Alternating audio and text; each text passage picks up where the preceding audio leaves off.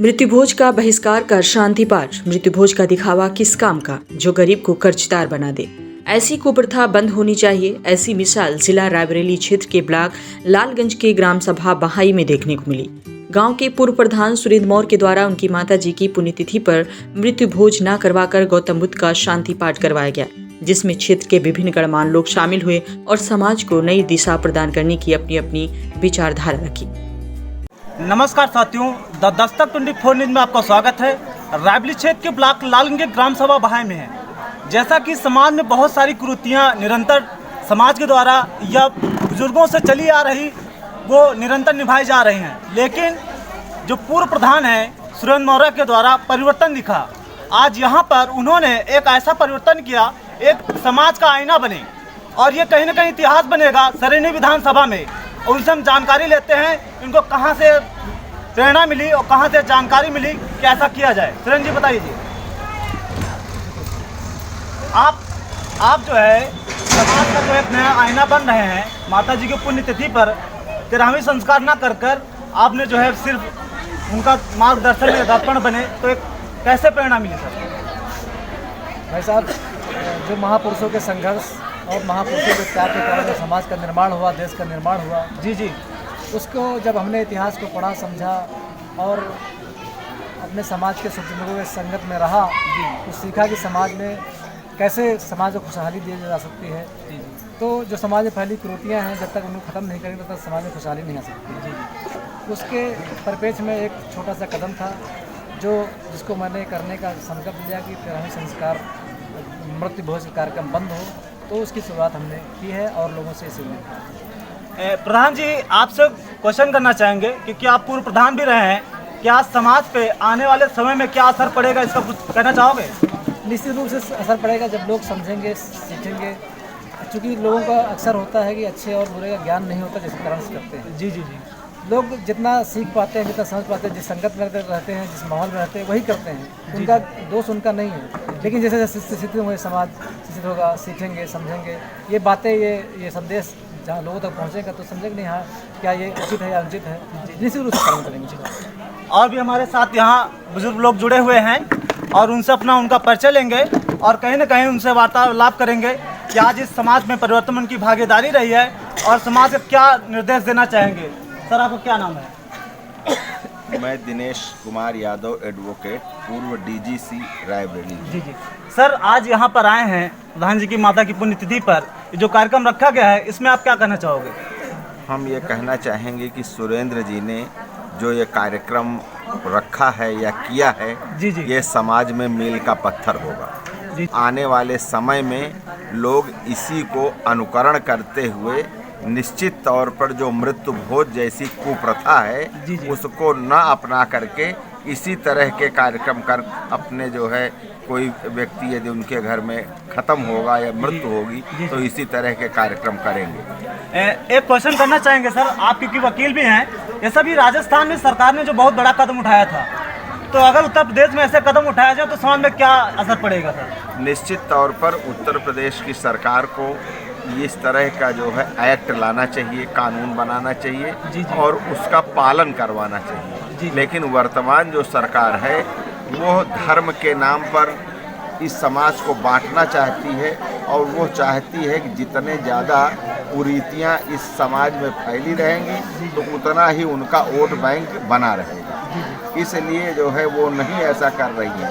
लेकिन वास्तव में इस कुरीति को दूर करने के लिए शासन और प्रशासन और समाज को आगे आना चाहिए। बहुत बहुत धन्यवाद। और भी हमारे साथ इधर जुड़ रहे हैं। तथा आज प्रधान जी की पुण्यतिथि, माता जी की पुण्यतिथि पे आए हैं, तो आप इस पर क्या कहना चाहोगे? जो इन्होंने समाज के नया आईना दिखाया है, तो समाज पे क्या असर पड़ेगा सर? जो सुरेंद्र मौर्य ने आज ये कार्यक्रम किया है, ये बहुत ही सराहनीय कार्यक्रम है। इससे समाज में एक जागृति पैदा होगी, नया बनाएगा समाज में। जो हमारा समाज कुरीतियों में, धर्मांधता में जकड़ा हुआ था, जिसकी वजह से हम निरंतर पीछे चले जा रहे हैं, अगर इन सब चीज़ों को हम छोड़ देंगे और ऐसे कार्यक्रम करेंगे तो हम निश्चित प्रगति करेंगे और समाज में एक नई रूपरेखा समाज की बनेगी। क्या इस चीज़ को लेकर कहीं ना कहीं क्या ब्राह्मण समाज विरोध नहीं करेगा? ब्राह्मण समाज का काम है विरोध करना, वो करेगा। उसके विरोध करने से इन कार्यक्रमों में कोई फर्क नहीं पड़ेगा, क्योंकि अब ये ओबीसी एससी ये जान चुका है, समझ चुका है कि आप जो ये भ्रम फैला करके धर्म का आवरण डाल करके हम लोगों को बेवकूफ़ बनाते चले आए हैं, अब बेवकूफ़ नहीं बनाएंगे। हम लोग जागृत हो चुके हैं और इनका हम विरोध करेंगे।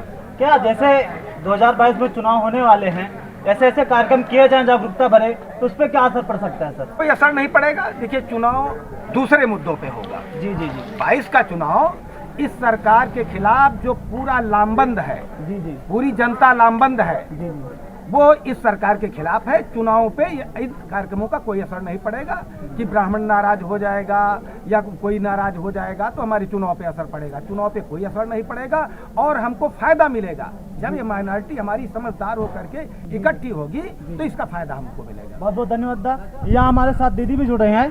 दीदी, अपना परिचय दीजिए। मैं श्री कुमारी चौरसिया लालगंज से। आज पूर्व प्रधान के द्वारा उनकी माता जी की पुण्यतिथि पे यह कार्यक्रम किया गया, आपने भी बहुत अच्छा बोला, तो इस समाज परिवर्तन में आपकी क्या भागीदारी रही है, क्या बताओगे आप? हम हमारे समाज को कहना चाहते हैं जी जी कि परंपराओं के हम गुलाम नहीं हैं। जी जी। परंपराएं हमारी गुलाम हैं। परंपरा को हम जब तक चाहे ढोएं और जिस दिन चाहे छोड़ें। जबरदस्ती नहीं है कि हम जिंदगी भर या हमारे बुजुर्ग करते आए हैं तो इसको हम लोग भी पीढ़ी दर पीढ़ी करेंगे, ऐसा जरूरी नहीं है। क्योंकि हमारा जो लिखा पढ़ा समाज है अब पढ़ा लिखा हो गया है। लिखा पढ़ा होना और पढ़ा लिखा होने में अंतर है। लिखा पढ़ा मतलब अभी तक हमारा समाज जो लिखा हुआ था, जितने धर्म ग्रंथ हैं, साहित्य सिलेबस इतिहास है, तब हमारे पूर्वजों के लिखे हुए नहीं हैं। जो हमारे पूर्वजों ने लिखा है पढ़ लिख कर, अब उसको हम लोग पढ़ रहे हैं, जागृत हो रहे हैं, शिक्षित हो रहे हैं, तो जरूरी नहीं समझ रहे हैं कि इन परंपराओं को पीढ़ी दर पीढ़ी हम धोएं। दीदी, हम क्वेश्चन करना चाहेंगे कि समाज परिवर्तन में महिलाओं की कितनी बड़ी भागीदारी होती है? समाज परिवर्तन में महिलाओं की जनसंख्या 50% है, तो 50% भागीदारी महिलाओं की होनी चाहिए। बगैर 50% महिलाओं की भागीदारी हुए समाज परिवर्तन नहीं हो सकता। बहुत बहुत धन्यवाद दीदी। सभी साथियों का द दस्तक 24 न्यूज में आपका स्वागत है। जय हिंद, जय भारत। बता दें कि आर्थिक रूप से सुदृढ़ नहीं होते हुए भी लोगों पर मृत्यु भोज करवाने का एक भार रहता है। इससे उन्हें कर्जा तक लेना पड़ रहा है, जबकि ऐसा नहीं होना चाहिए। इस दौरान पूर्व प्रधान सुरेंद्र मौर्य के द्वारा क्षेत्र से आई गरीब महिलाओं और पुरुषों को कम्बल एवं शाल देकर सम्मानित किया गया। उधर हमने मृत्यु भोज के संबंध में संत सुखदेवानंद महाराज से बात की तो उन्होंने कहा कि मृत्यु भोज बंद होना चाहिए। ये किसी शास्त्र में नहीं लिखा है। शास्त्रों में 12 या 13 ब्राह्मणों को भोज कराना लिखा है, लेकिन अब ये परंपरा कुरीति बन गई है। मृत्यु भोज प्रदर्शन नहीं बनना चाहिए। मृत्यु भोज जैसी कुप्रथा को लोग खुद जागरूक होकर बंद करें।